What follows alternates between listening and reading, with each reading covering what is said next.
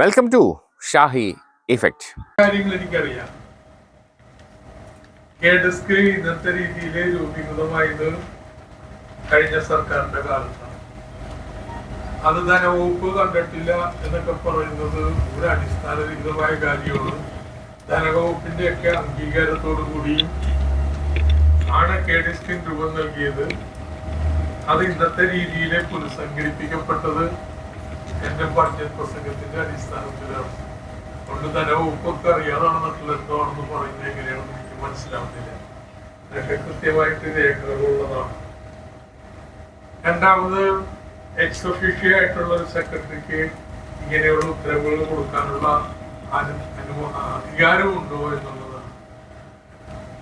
ഞാൻ ഇത് സന്നദ്ധ പ്രവർത്തന സംഘടനയൊന്നുമല്ല കെ-ഡെസ്ക് എന്ന് പറയുന്നത്.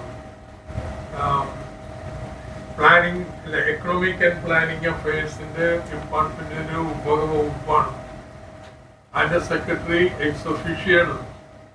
ആ എക്സ് ഒഫീഷ്യോ ആയിട്ട് പ്രവർത്തിക്കുന്ന ആളുകൾ ഉത്തരവിറക്കിയിട്ടുള്ള എത്രയോ പാരമ്പര്യങ്ങൾ ട്രഡീഷൻസ് കീഴ്വഴക്കങ്ങൾ കേരളത്തിലുണ്ട്.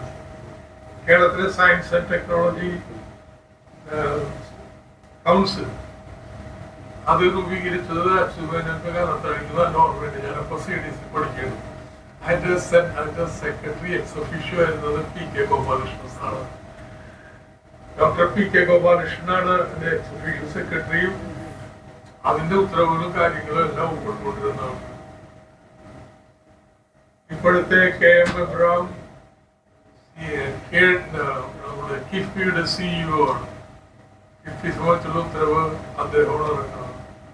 ആ കീഴ്വഴക്കം തന്നെയാണ് ഇവിടെ. അപ്പൊ എന്താണ് എന്നുള്ളത് കോടതിയിൽ കക്ഷിയെടുത്തിട്ടുണ്ട് പറയും. കാര്യങ്ങൾ കോടതി തന്നെ തീരുമാനിക്കാം. സ്ഥിരിക്കേണ്ട അവസരം കിട്ടിയതിൽ സന്തോഷമുള്ളൂ. പിന്നെ ഇതിന് പ്രതിഫലം പറ്റുന്നു എന്നാണ് പറയുന്നത്. എന്താണ് ഈ പ്രസ്ഥാനം പരിപാടി എന്ന് മനസ്സിലാക്കണം. ജനകീയാസൂത്രണം പോലെ സമയമില്ല, ഒരു വർഷമുള്ളൂ, ഈ പരിമിതിയുണ്ട്. പക്ഷേ 50,000 സന്നദ്ധ പ്രവർത്തകരെ ഇപ്പൊ പരിശീലിപ്പിച്ച് അവര് പ്രവർത്തന രംഗത്തേക്ക് ഇറങ്ങിയിരിക്കുകയാണ്. 50,000 പ്രൊഫഷണലുകള്. നമ്മുടെ സാക്ഷരതാ പ്രസ്ഥാനം പോലെ ഒരക്ഷരം പഠിപ്പിക്കാനല്ല, സ്കില്ല് പഠിപ്പിക്കാനാണ്. ഓരോ കോളേജിലെയും പ്രൊഫഷണൽ ആയിട്ടുള്ള പൂർവ്വ വിദ്യാർത്ഥികള് അവര് മുഴുവനും നമ്മൾ അഭ്യർത്ഥിക്കാൻ പോവുകയാണ്. നിങ്ങൾ പഠിച്ച കോളേജിലെ ക്ലാസ്സില് കുട്ടിക്ക് നിങ്ങൾ നൈപുണ്യ പരിശീലനം നൽകുന്നതിന് നിങ്ങൾ മുൻകൈ എടുക്കണം. അമേരിക്കയിൽ ഇത് ചെയ്യാൻ തോന്നും ഓൺലൈനായിട്ട്. അങ്ങനെ കേരളത്തിലെ പ്രൊഫഷണൽ മുഴുവൻ അണിനിരത്തിക്കൊണ്ട് ഈ വർഷം ഓഗസ്റ്റ് മുതൽ നമ്മുടെ മുഴുവൻ കോളേജിലെ കുട്ടികൾക്ക് സ്കിൽ പരിശീലനം നൽകുകയും അവരൊരു പാതി പേർക്കെങ്കിലും ക്യാമ്പസ് പ്ലേസ്മെന്റ് നൽകാനുമാണ് പരിശ്രമിക്കുന്നത്. ഇത്രയും വിപുലമായിട്ടുള്ള ഒരു പ്രസ്ഥാനമാണ്. അതില് മുഴുവൻ സമയം പ്രവർത്തിക്കുകയാണ്. അപ്പൊ എന്താണ് പ്രതിഫലം? ഒരു പ്രതിഫലമില്ല. ഒരു യാത്രക്കുള്ള ടീം വേണ്ടേ? അതല്ലെങ്കിൽ നിങ്ങള് മിക്കവാറും എല്ലാ ദിവസവും ജില്ലക്ക് പുറത്താണ്. നിങ്ങള് ഗസ്റ്റ് ഹൗസിൽ താമസിച്ചാലും കൂടെ നടക്കട്ടെ. അതല്ലേ അത് എന്റെ കയ്യിൽ നിന്ന് എടുക്കണം. അപ്പൊ അതുകൊണ്ട് എന്താണ് ഇതിന്റെയൊക്കെ അർത്ഥം എന്ന് എനിക്ക് മനസ്സിലായിട്ടില്ല. ഏതായാലും കോടതിയിലല്ലേ, കോടതി പറയും.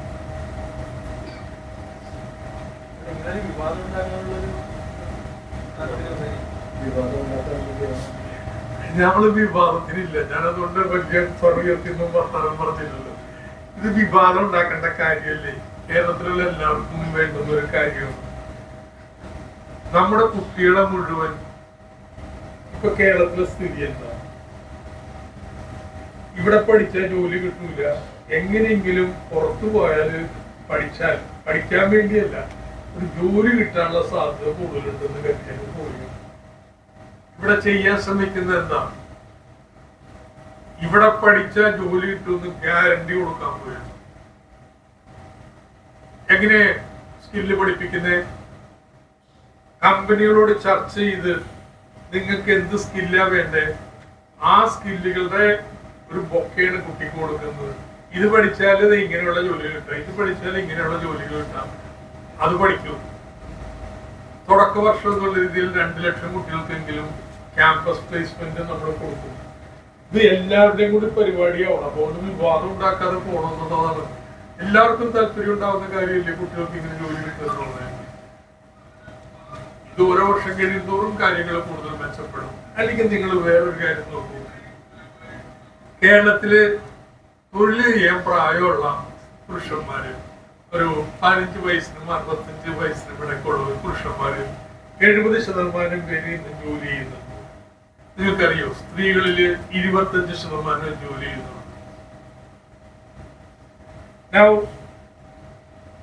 വിവാഹം, കുടുംബം, ബാധ്യത എല്ലാം തീർന്നു കഴിഞ്ഞ് 30 വയസ്സാകുമ്പോഴാണ് ജോലിയെ കുറിച്ച് എന്തെങ്കിലും കിട്ടിയാൽ കൊള്ളാൻ തോന്നുന്നു. അപ്പൊ തിരിച്ച് കരിയറിലേക്ക് കയറാൻ പറ്റില്ല, അതിന്റെ സ്കില്ലില്ല. നമ്മുടെ നാട്ടില് സംരംഭങ്ങൾ എത്ര ചെറുതാണ് വരുന്നത്, ആരവിടെ ജോലി ചെയ്യണത്? ഇന്ന് കൂടുതലും മറ്റു സംസ്ഥാനങ്ങളിൽ നിന്നുള്ള തൊഴിലാളികളായിട്ട് മാറണം. കാരണം ആളില്ല കേരളത്തിൽ ജോലി ചെയ്യാൻ, ആളില്ല. എന്നാൽ ഈ പറയുന്ന വീട്ടമ്മമാരായിട്ട് ഇരിക്കുന്ന സ്ത്രീകളില്ലേ, നിങ്ങൾ അവരെ സ്കില്ല് ചെയ്യൂ. തൊഴിൽ സംരംഭകർക്ക് അവരെ ലഭ്യമാക്കും. അവരെടുക്കുന്ന നമ്മുടെ പ്രദേശത്തെ സ്ത്രീകൾക്ക് അവരെ സ്കില്ല് ചെയ്ത് വെച്ചാൽ മതി. ആ പരിപാടി ഞാൻ എന്റെ അനുഭവം നിങ്ങളോട് പറയാം.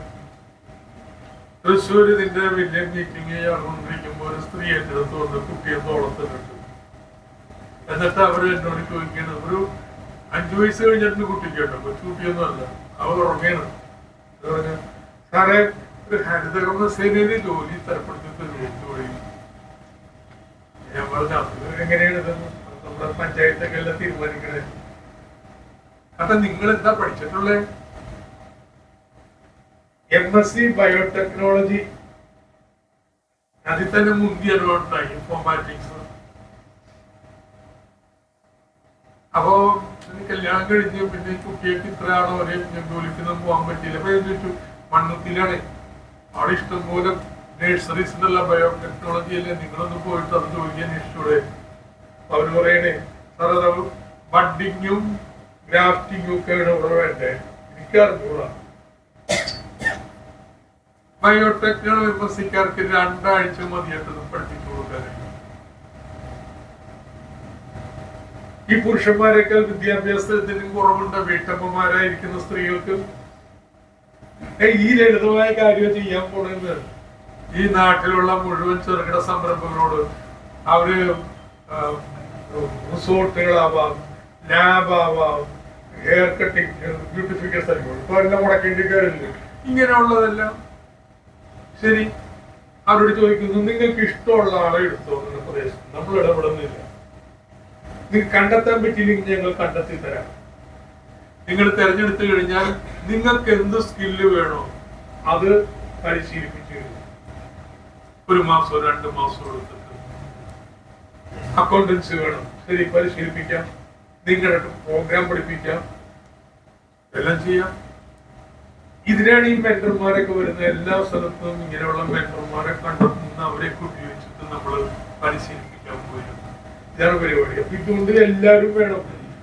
അതുകൊണ്ട് വിവാദം ഉണ്ടാക്കാൻ ഒരു താല്പര്യമില്ല. അപ്പൊ ഇപ്പൊ ഒരുപാട് ഇൻസ്റ്റിറ്റ്യൂഷൻസ് ഉണ്ട്, ഒരുപാട് ഏജൻസികൾ ഉണ്ട്. കേരള സർക്കാരിന് തന്നെ ഏറ്റവും പ്രധാനപ്പെട്ടത് അസാപ്പാണ്. അവർക്ക് എല്ലാ ജില്ലയിലും പരിശീലന കേന്ദ്രങ്ങളുണ്ട്. പിന്നെ എനിക്കുള്ളത് കേസാണ്. കേന്ദ്ര സർക്കാരിന്റെ ഫണ്ടിങ് സ്കീമുകളൊക്കെ അവര് വഴിയാണ്. പിന്നെ മൂന്നാമതെന്നുള്ളത് ഞാനിപ്പോ അവസാനം പറഞ്ഞ പരിപാടിയൊക്കെ ഏറ്റവും പറ്റിയതാണ്. നമ്മുടെ എംപ്ലോയ്മെന്റ് സ്റ്റേറ്റുമായിട്ട് ബന്ധപ്പെട്ടുള്ള എംപ്ലോയബിലിറ്റി സെന്റേഴ്സ് എന്ന് പറഞ്ഞുള്ളത്. ഇതുകൂടാതെ IHRD, കെൽപ്രോ ഇങ്ങനെയുള്ള ഏജൻസികളൊക്കെ ഇവരെ എല്ലാവരെയും ഒരു കൊടക്കീഴിൽ കൊണ്ടുവരാനാണ് വിജ്ഞാന കേരളം എന്നുള്ള പുതിയ പേര് കൊടുത്തിട്ടുള്ളത്. ഇവരൊക്കെ ഓരോരുത്തരും ഒരായിട്ട് നിൽക്കാതെ എല്ലാവരും ചെയ്യണ പണി ചെയ്ത് വെച്ചാൽ മതി. നമ്മളിങ്ങനെ സ്കില്ല് വേണ്ട ആൾക്കാരെ കണ്ടുപിടിക്കുക. നിങ്ങൾക്ക് പറ്റുന്നവരെ നമുക്കിവിടെ സ്കില്ല് ചെയ്യേണ്ടത് 10 ലക്ഷം പേരെയാണ് സ്കില്ല് ചെയ്യേണ്ടത് ഒറ്റ വർഷം കൊണ്ട്. എല്ലാവരും കൂടി എടുത്താലും തീരാൻ പോകുന്നില്ല. അതുകൊണ്ട് നിങ്ങൾക്ക് എന്താ ചെയ്യാൻ പറ്റുക നിങ്ങൾ ചെയ്യാം. അതിനുള്ള ധനസഹായം കാര്യങ്ങളും എവിടെന്ന ഒന്ന് വിവിധ സ്കീമുകളുണ്ട്. 2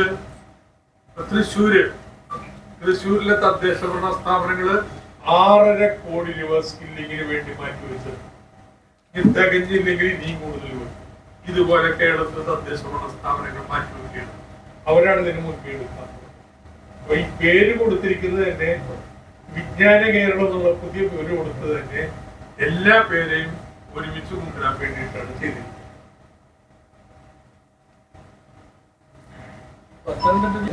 പത്തനംതിട്ടയില് നേരത്തെ നമ്മൾ ഇവിടെ കേരളത്തിലുണ്ടായിരുന്ന സംവിധാനം വളരെ മികച്ച ഒരു ഡിജിറ്റൽ പ്ലാറ്റ്ഫോം ഉണ്ട്.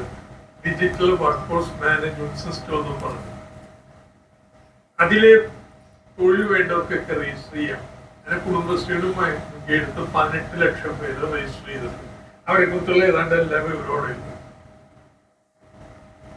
കേരള സർക്കാർ ചില ഏജൻസികൾ നിശ്ചയിച്ചിട്ടുണ്ട്. ഫിക്കിയുടെ ഏജൻസി, CIAയുടെ ഏജൻസി, പിന്നെ നമ്മുടെ നോക്ക, ഇങ്ങനെയുള്ളവര്, പിന്നെ ICT അക്കാഡമി, ഇവരെല്ലാവരും ഇന്ത്യയിലെയും പുറത്തുള്ള കമ്പനികളുമായിട്ട് ബന്ധപ്പെട്ട് അവിടെ ലഭ്യമായ തൊഴിലുകൾ ഈ പ്ലാറ്റ്ഫോമിൽ അണിനിരത്തും. അത് എപ്പോഴും ഒരു 2 ലക്ഷം തൊഴിലെങ്കിലും കാണും. അപ്പൊ അനുമാനം എന്താണ്? തൊഴിലന്വേഷകൻ തൊഴിൽ വേണമല്ലോ, അയാൾ തന്നെ നോക്കി കണ്ടുപിടിച്ച് അപേക്ഷിച്ചോളും. അപേക്ഷിക്കുമ്പോ അതിനുള്ള നൈപുണ്യമില്ല എങ്കിൽ ഈ പ്ലാറ്റ്ഫോമിൽ 70,000 കോഴ്സുകൾ, പഠന കോഴ്സുകൾ, സ്കിൽ കോഴ്സുകൾ ലിസ്റ്റ് ചെയ്തിട്ടുണ്ട്. ഫ്രീ ആയിട്ട് ഡൗൺലോഡ് ചെയ്ത് പഠിക്കും. ഇതിനേക്കാൾ അപ്പുറം എന്താ ചെയ്യാനുള്ളത്? പക്ഷെ കാര്യം മാത്രം നടക്കണില്ല. അപ്പൊ പത്തനംതിട്ട ചെയ്തതെന്ന് ചോദിച്ചിട്ടുണ്ടെങ്കിൽ ഈ തൊഴിൽ അന്വേഷകനെ കൈക്ക് പിടിച്ച് തനിക്ക് പറ്റിയ ജോലി ഇങ്ങനെ ഉണ്ടായിട്ടുണ്ട്, 2 ലക്ഷം തൊഴിൽ തപ്പിയെടുക്കുന്നത് ഇനിയിപ്പോ അവസാനം പറ്റുന്നില്ല. പിന്നെ കുറച്ച് കഴിയുമ്പോഴത്തേക്ക് ഇയാൾ വിട്ടുപോയിട്ടുണ്ടാവും, മറന്നു പോയിട്ടുണ്ടാവും. തനിക്ക് പറ്റിയ ജോലി എന്ത്? ശരി, ആ ജോലിക്ക് ഇന്ന പരിശീലനവും കൂടി ഉണ്ടെങ്കിൽ നല്ലത്. കാരണം ഞങ്ങൾ കമ്മ്യൂണിറ്റി മെമ്പേഴ്സ് ഉണ്ട്. സോ സന്നദ്ധ പ്രവർത്തകരെ കൊണ്ടുവരും. 2, ഒരു സംശയം ഉണ്ടെങ്കിൽ നേരത്തെ ചോദിക്കാനും അറിയില്ല. പ്ലാറ്റ്ഫോം ഉണ്ട്. അത്ര തന്നെ ജോബ് സ്റ്റേഷനുകൾ എല്ലാ ബ്ലോക്കിലും മുനിസിപ്പാലിറ്റിയിലും ഉണ്ടാക്കിയെടുക്കും. കമ്മ്യൂണിറ്റി പറ്റുന്നത് ഈ മാറ്റം പരീക്ഷിച്ചാണ് പത്തനംതിട്ട ചെയ്തത്. അത് പിന്നീട് തൃശ്ശൂര് അല്ല ആലപ്പുഴ വിപുലമായി. ഇപ്പൊ എനിക്ക് തോന്നുന്നു തൃശ്ശൂർ അത് പൂർണ്ണതയിലേക്ക് എത്തിയിട്ടുണ്ട്. നമുക്ക് റോൾ ഔട്ട് ചെയ്യാൻ ബാക്കി എല്ലാ ജില്ലകളിലും. എങ്ങനെയാണെന്ന് വെച്ചാൽ ഇങ്ങനെ ചെയ്യണം. 3 രീതികള്. ഒന്ന്, ലോക്കൽ ജോലികൾക്ക് വേണ്ടിയുള്ള പരിശീലനവും തൊഴിൽ നൽകുന്നു. 2, വിദേശത്തും നാട്ടിലുമുള്ള മറ്റ് സംസ്ഥാനങ്ങളിലുള്ള തൊഴിലുകൾ DWS കൊണ്ടുവെക്കുന്നതിന് അതിനു വേണ്ടിയുള്ള തൊഴിൽ മേളകൾ. 3, കോളേജിൽ പഠിക്കുന്ന അവസാന വർഷ വിദ്യാർത്ഥികളെ ഈ ഓഗസ്റ്റ് മുതൽ നൈപുണ്യ പരിശീലനം നൽകി മാർച്ച് ഏപ്രിൽ ആകുമ്പോൾ അതിൽ പാതിപ്പേർക്കെങ്കിലും ക്യാമ്പസ് പ്ലേസ്മെന്റ് കൊടുക്കാം. ഇങ്ങനെ 3 രീതിയിലുള്ള പ്രവർത്തനങ്ങൾ.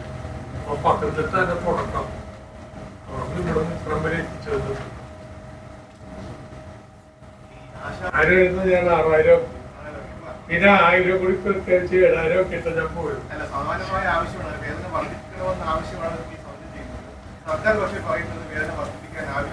അപ്പൊ അതിൽ ഞാൻ ചെയ്തതെന്നൊരു കാര്യം വ്യക്തമല്ലേ? കാശുണ്ടെങ്കിലേ കൊടുക്കാനുള്ള മനസ്സായിരുന്നു.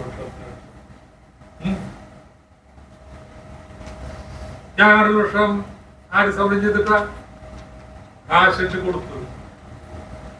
600 രൂപയായിരുന്നു പെൻഷൻ. 1,600 നോക്കിയത് ആരെങ്കിലും സമരം ചെയ്തിട്ടാ കൊടുത്തു. ഓരോ കാര്യത്തിലും ഇവിടെ എല്ലാ മാസവും കോവിഡ് കഴിയുന്നവരെ കിറ്റ് കൊടുക്കണമെന്ന് ഇന്ത്യയിൽ ആരെങ്കിലും സമരം ചെയ്തിട്ടില്ല. പട്ടിണി കിടക്കുന്നത് പാവപ്പെട്ടവർ. അതുകൊണ്ട് അങ്ങനെ കൊടുക്കാനുള്ള മനസ്സുണ്ട്. UDF ആ മനസ്സില്ലെന്ന്. ഈ 1600 രൂപ പെൻഷൻ മേടിക്കുന്നതിൽ 100 രൂപയല്ലേ UDF നൽകിയിട്ടുള്ളത്. ഇപ്പോഴുള്ള 7000-ൽ എത്രയാ UDF സംഭാവന? ഏത് ആനുകൂല്യം എടുക്കുന്നു? അപ്പൊ ഇതാണ് ഇടതുപക്ഷവും വലതുപക്ഷവും തമ്മിലുള്ള വ്യത്യാസം. പാവങ്ങൾക്ക് പരമാവധി കൊടുക്കുക എന്നുള്ളതാണ്. അത് കാശുണ്ടായിരുന്ന കാലത്ത് കൊടുക്കുന്നതിന് ഒരു മടിയും വേവലാതി ഉണ്ടായിട്ടില്ല. എന്നാൽ ഇന്നെന്താ? ഇന്ന് സാമ്പത്തിക സ്ഥിതിയൊക്കെ മാറിയെന്ന്. ഇന്ന് ഞാൻ മന്ത്രിയായിരിക്കുന്ന കാലത്ത് സംസ്ഥാനത്തിന്റെ റവന്യൂ വരുമാനത്തിന്റെ ഏതാണ്ട് 40% കേന്ദ്രത്തിന്റെ ഗ്രാന്റും വിഹിതമാണ്. ഇന്ന് 25%. ബാക്കിയുള്ള സംസ്ഥാനം ഉണ്ടാക്കണം. സംസ്ഥാനത്തിന് തരേണ്ടതിൽ കുടിശ്ശികയാക്കി മാറ്റി വെക്കുന്നു. ഇതൊക്കെ സഹിക്കാം. ഒരു 40,000 കോടി രൂപ വായ്പ എടുക്കാനുള്ള അവകാശമുണ്ട്. അപ്പൊ ആദ്യം എടുക്കാൻ അനുവദിക്കുന്നുള്ളെങ്കിലോ ഏതെങ്കിലും സംസ്ഥാന സർക്കാരിനെ പിടിച്ചു വെക്കാൻ പറ്റുമോ? ഇത് പാതിയാക്കുന്നതിന്റെ കാരണം എന്താ? ന്യായം പറയണത് എന്താ? അതിന്റെ ന്യായം പറയണത് കിഫ്ബി വഴി വായ്പ എടുക്കുന്നതിന്. കിഫ്ബി വഴി വായ്പ എടുത്ത് ദേശീയപാത കൊടുത്ത് കേന്ദ്രത്തിന് കൊടുത്ത പണം എങ്ങനെ സംസ്ഥാനത്തിന് വെട്ടിക്കുറക്കുന്നു? സംസ്ഥാന സർക്കാരാണ് ഇതിന് പണം നൽകുന്നതെന്ന്. സംസ്ഥാന സർക്കാർ പണം നൽകാത്ത പ്രൊജക്ടുകളാണല്ലോ 75% വിഴിഞ്ഞത്തിന് കൊടുത്ത പണം. വിഴിഞ്ഞം കമ്പനി തിരിച്ചു തന്നെ. KSIB കൊടുത്ത വായ്പ KSI തിരിച്ചു തന്നെ. അപ്പൊ കേന്ദ്ര സർക്കാരിന് ന്യായം വെച്ചിട്ട് പോലും ഇത് വെട്ടിച്ചുരുക്കുന്നതിന് അർത്ഥം എന്താ? ഇന്ത്യ രാജ്യത്തെ വേറെ ഏതെങ്കിലും സംസ്ഥാനത്തിന് വെട്ടിക്കൊടുത്തിട്ടുണ്ടാവും എന്ന് മാത്രമല്ല. പോട്ടെ, നിയമം മാറ്റി. ഈ നിയമം മാറ്റുമ്പോ പൂർവ്വകാല പ്രാബല്യം എങ്ങനെ കൊടുക്കണേ? ഇനി എടുത്താല് കിഫ്ബി എടുത്താൽ ഞങ്ങൾ വെട്ടിക്കുറക്കുന്നു പറഞ്ഞാൽ ശരി, അവരുടെ പുതിയ നിയമം മനസ്സിലായി. അതനുസരിച്ച് അങ്ങനെയല്ലല്ലോ. ഈ നിയമവും ചട്ടമൊന്നും ഇല്ലാതിരുന്ന 2016 മുതൽ എടുത്ത വായ്പ വെട്ടിക്കുറക്കരുത്. ഇങ്ങനെ സംസ്ഥാന സർക്കാരിനെ വളഞ്ഞിട്ട് തകർക്കാൻ വേണ്ടി സാമ്പത്തികമായിട്ട് ഈ കേന്ദ്രം നിൽക്കുമ്പോ കേന്ദ്രത്തിന്റെ ബാധ്യത അവരുടെ സ്കീം വർക്ക് 10 പൈസ വരെ കൂട്ടാത്തവര് ആ BJPയും കൂട്ടിക്കൊണ്ട് സംസ്ഥാന സർക്കാരിനായി സമരം ചെയ്യാം. ഒരു യോജിപ്പില്ലാത്തവരോട് മനസ്സില്ലാഞ്ഞിട്ടല്ല, ഈ രാഷ്ട്രീയ കളി മനസ്സിലാവുന്നുള്ളതുകൊണ്ടാണ്. അതുകൊണ്ട് പാവങ്ങളോടുള്ള കമ്പാഷൻ, പ്രതിബദ്ധത, ഇതൊന്നും ഇടതുപക്ഷത്തെ ആരും പഠിപ്പിക്കാൻ വരണ്ട. ഈ ഇന്ത്യ രാജ്യത്ത് ഇതുപോലെ പാവങ്ങൾക്ക് വേണ്ടി കൊടുത്തിട്ടുള്ളതൊന്നുമില്ല. അതുകൊണ്ട് ഞങ്ങൾ ചെയ്യാൻ ശ്രമിച്ചെന്നറിയാം. പാവങ്ങൾക്ക് കൊടുക്കുന്ന ഒന്നും കുറയ്ക്കാതെ തന്നെ ഈ റോഡും പാലവും കെട്ടിടവും ഒക്കെ പണിയാനുള്ള മാർഗം ഉണ്ടാക്കിയത്. എന്താ കേന്ദ്ര സർക്കാർ പറയണ? റോഡും പാലവും കെട്ടിടമൊക്കെ ഉണ്ടാക്കിയോ, പക്ഷെ പാവങ്ങൾക്ക് ഫ്രീ ഫീസ് കൊടുക്കാൻ പറ്റത്തില്ല, നിങ്ങളുടെ ബഡ്ജറ്റിൽ നിർത്തപ്പെടാമെന്നാണ്. ഇപ്പൊ ഇടതുപക്ഷത്തിന്റെ കാഴ്ചപ്പാട് പാവങ്ങളുടെ മക്കൾക്ക് അവർക്ക് വേണ്ടിയിട്ടുള്ള റോഡും പാലവും കെട്ടിടവും ഒക്കെ നമ്മൾ ഭാവിക്ക് തിരിച്ചടക്കേണ്ടതായിട്ടുള്ള വായ്പയിൽ നിന്ന് പണിയുമ്പോ പാവങ്ങൾക്ക് എല്ലാ ആനുകൂല്യം നൽകാം. ഈ വികസന തന്ത്രത്തെ തകർക്കുന്നതിന് വേണ്ടിയിട്ടുള്ള നീക്കമാണ് കേന്ദ്രത്തിന്. അതിൽ പങ്കുചേരുന്ന ദൗർഭാഗ്യവശാലി ഈ സമരക്കാർ. ഇപ്പോ പറഞ്ഞ പ്രധാനപ്പെട്ട കാര്യം ഞാനിപ്പോ പറഞ്ഞു കഴിഞ്ഞു. UDFന്റെയും BJPയും മനസ്സിലാക്കിയതുകൊണ്ട് അതെന്ത് വിലയിടുന്നത്. ഈ പറഞ്ഞതിലെ ഈ പറയുന്ന UDF ഇല്ലേ, അവർ 150 കോടി രൂപ പരസ്യത്തിന് ചെലവാക്കിയത് 40 കോടി ഞാൻ മന്ത്രിയായിരിക്കുമ്പോ കൊടുത്തു. പിന്നെ പുണ്യാളന്മാര് ഒരു പരസ്യവും നടത്താത്തവര് BJP അല്ലേ, ഒന്നും പ്രചരണം നടത്തുന്നില്ല. ഈ ദുഷ്പ്രചരണങ്ങളെല്ലാം ഞങ്ങൾ പറയുന്നത് മാധ്യമങ്ങളിൽ വരില്ല, അന്ന് ജനങ്ങളോട് കമ്മ്യൂണിക്കേറ്റ് ചെയ്യും. രാഷ്ട്രീയമൊന്നും സർക്കാർ ഇന്ന നേട്ടങ്ങൾ ചെയ്തിട്ടുണ്ട്, കാര്യം ചെയ്തിട്ടുണ്ട്. അതാണ് ഒന്നാമത്തെ കാര്യം. രണ്ടാമത്തെ കാര്യം, ഇപ്പോ കൊടുക്കുന്ന 20 കോടിയല്ലെന്ന് ഇതുപോലെ തന്നെയല്ലേ പാചക തൊഴിലാളികളും, ഇതുപോലെ തന്നെയല്ലേ അംഗനവാടിക്കാര്, ഇവരെല്ലാവരെയും കൂട്ടിയിട്ടുണ്ടെങ്കിൽ ഒരു 1.25 ലക്ഷം ആൾക്കാരില്ലേ കേരളത്തില്. ഇന്നത്തെ സാഹചര്യത്തിൽ സംസ്ഥാന സർക്കാരിന് ചെയ്യാൻ പറ്റുന്ന കാര്യമാണ് ഒരുമിച്ച് സമരം ചെയ്യാമെന്ന് ഈ കേന്ദ്ര സർക്കാരിനെതിരായിട്ട് കേരളത്തിൽ മാത്രമല്ല ഇന്ത്യ മുഴുവൻ സമരം ചെയ്യും. ഞാൻ മന്ത്രിയായിരിക്കുമ്പോഴും ആശ അംഗനവാടിക്കാരുടെ സമരത്തിന് ഡൽഹിയിൽ പോയി ഗ്രീറ്റ് ചെയ്തിട്ടുണ്ട്. മന്ത്രിയായിരിക്കും. അപ്പൊ സമരം ചെയ്യാം. സമരത്തിനൊന്നും മടിയൊന്നുമില്ല. ഒരുമിച്ച് ചെയ്യാം. തൊട്ടപ്പുറത്തെ AG's ഓഫീസിന്റെ മുന്നിൽ.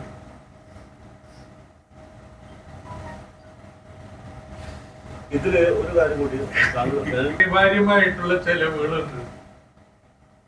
ആ ചെലവുകൾ കഴിഞ്ഞിട്ടല്ലേ ബാക്കിയൊക്കെ ചെയ്യാനുള്ള സ്വാതന്ത്ര്യം. പ്ലാൻ ഫണ്ടിൽ നിന്ന് ചെലവാക്കുന്നതിന് സർക്കാരിന്റെ ഗൈഡ് ലൈൻസ് ഉണ്ട്. അത് ഈ കാലത്ത് എല്ലാ കാലത്തുള്ളതിനെ ചെലവാക്കാൻ പറ്റുള്ളൂ. ഓൺ ഫണ്ടിൽ നിന്ന് ഇന്നത്തെ ഏറ്റവും വലിയ പ്രശ്നമായിട്ട് തദ്ദേശ ഭരണ സ്ഥാപനങ്ങൾ പറയുന്നത് എന്താണ്? അവിടെ അനിവാര്യ ചെലവുകൾക്ക് ഓൺ ഫണ്ട് തികയുന്നില്ല എന്നുള്ളതാണ്. അതുകൊണ്ട് ഇതൊക്കെ പ്രൊപ്പഗാൻഡ കാണിക്കുന്നതാണ്. അല്ല, മിച്ചമുള്ള പഞ്ചായത്തിലുണ്ട്. ഇപ്പൊ കിഴക്കമ്പൽ പഞ്ചായത്ത് 2 കോടി അവര് ഓൺ ഫണ്ട് ബാക്കിയുണ്ടെന്ന് പറഞ്ഞിട്ടുണ്ട്. മിച്ചമുണ്ടെങ്കിൽ കൊടുക്കുന്ന തടസ്സമുണ്ടെന്നാണ് ചെയ്യുന്നത്. എനിക്കറിയാം. ചട്ടം അനുസരിച്ച് അത് ചെയ്തോട്ടെ. എല്ലാത്തിനും ചട്ടമുള്ളതല്ലേ. അതനുസരിച്ച് ചട്ടം അനുസരിച്ച് അവർ കാര്യങ്ങൾ ചെയ്യാം. Thank you very much. അപ്പഴേ ഈ പറഞ്ഞൊക്കെ ആയിക്കോട്ടെ, ഇതൊന്നും കൊടുക്കാൻ കേട്ടോ. നമ്മളെ വാക്കല്ലേ.